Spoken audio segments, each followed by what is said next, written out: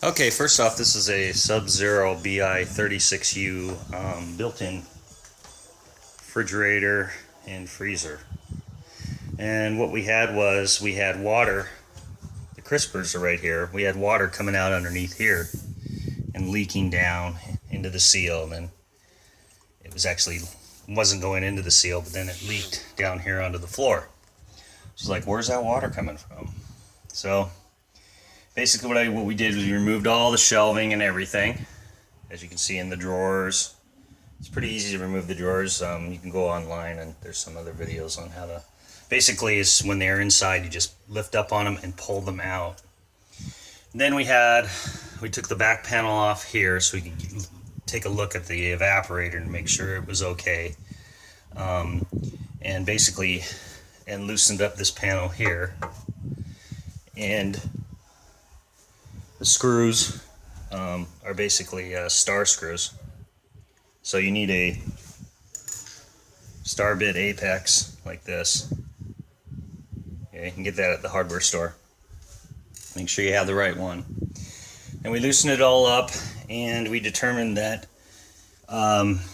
back here, this evaporator does have condensation a little bit, and then it drips down anyway. It drips down this wall right here, which is normal. You know, not too much, otherwise then you probably have a hole in your evaporator. It drips down, basically, and goes into this little trough right in here. And as you can see, there's a little hole right there. And then the water drips down, goes through a tube in the back, and then drips in this pan right here. So you can pull this out and empty it. Ours was full, so I did that, and I cleaned it all out and put it in there.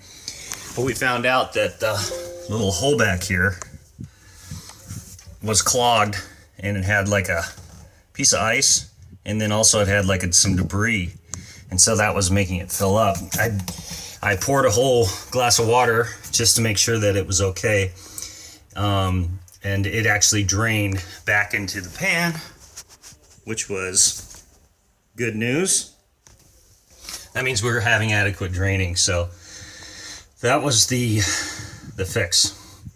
So if yours does that, that's a problem. You know, take a look at that hole, and then if your hole back there is so clogged up, you might have to pour a little bleach back there, or you might even have to get a little pipe cleaner or something to clean it out with.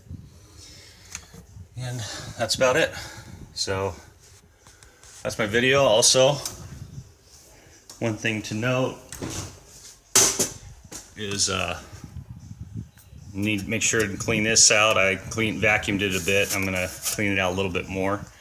And then if your ice starts tasting bad, you can change your filter here. It really comes off easy. You just basically twist it off and you put a new filter on. You got to get that from Sub-Zero though.